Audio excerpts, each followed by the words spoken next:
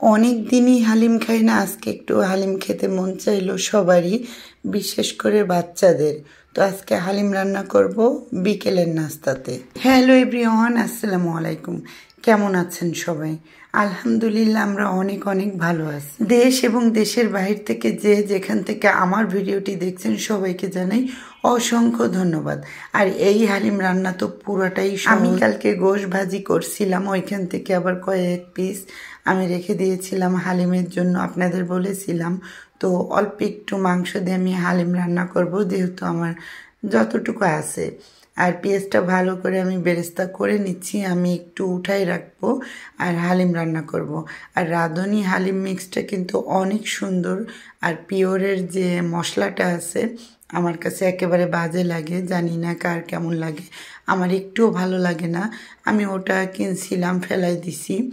আর এই যে আমি মাংসের টুকরাগুলো দিয়ে নিলাম, একটু ছোট ছোট করে। মাংসটা কম আছে এই জন্য আসলে এরকম টুকরা করেছি, যার যেমনটা অভিরুচি। তো আজকে খুব তাড়াহুড়া করে রাঁধতেছিলাম, যেহেতু সানবি বলছে সানবির ম্যাডামকে দেয়া লাগবে, এই জন্য তাকে রান্না করে দেয়া লাগবে। এই জন্য আমি আজকে একটু রেস্ট পাইনি, আর সন্ধ্যাবেলাও করিনি, যেহেতু ও বিকালে পড়বে। এই জন্য আমি দুপুরে রান্নাটা করেই কিন্তু আমি বিকালেরটা শুরু করছি নাস্তাটা। তো এখানে আমি আদা বাটা ছিল আর রসুন বাটা ছিল, ওইটা দিয়ে নিছি। আর এই যে মশলাটা পুরো দিয়ে নিলাম। আর রাঁধুনি আর মশলাটা এত সুন্দর স্মেল, তো আপনারা যারা খেয়েছেন তারাই জানেন। তো পুড়ে যাবে বিধায় আমি একটু পানি দিয়ে নিব। আর এদিকে আমি আধা ঘন্টা আগে ভিজাই রাখছিলাম ডালটা, তো এখন দিয়ে নিব।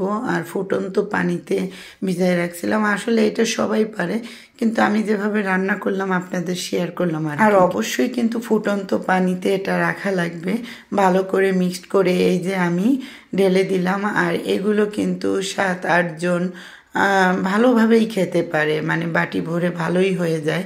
আর পেঁয়াজ বেরেস্তাগুলো রেখে দিছিলাম।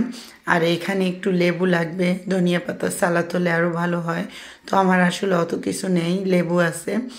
আর এই যে হালিমটা এখন দিয়ে নিচ্ছি। আসলে আমরা সন্ধ্যায় কিন্তু এগুলো তৈরি করা হয়, কিন্তু ওই যে ম্যাডাম আসবে বিকালে, তো ওর ইচ্ছা ওর ম্যাডামকে হালিম খাবে। বাচ্চাদেরও কিছু কিছু ইচ্ছা আমাদের পূরণ করতে হয়, এই জন্য আমি কিন্তু রেস্ট নিইনি, ওর ইচ্ছাটা পূরণ করার জন্যই এখন রান্না। না হলে আমি সন্ধ্যায় রান্না করতাম, আবার কিন্তু স্যার আসবে, ওনাদেরও দিতে হবে। এই জন্য আমি একসাথে বেশি করে রান্না করে নিয়েছি, সবাইকে শুধু একটু গরম করে দিলেই হবে। এই যে ওদের জন্য 2 বাটি আমার রেডি।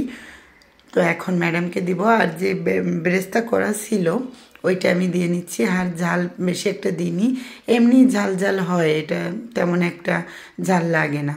তো আজকের ব্লগটি খুবই ছোট, সবার কেমন লাগলো জানাবেন। সবাই ভালো থাকবেন। আল্লাহ হাফেজ, আসসালামু আলাইকুম।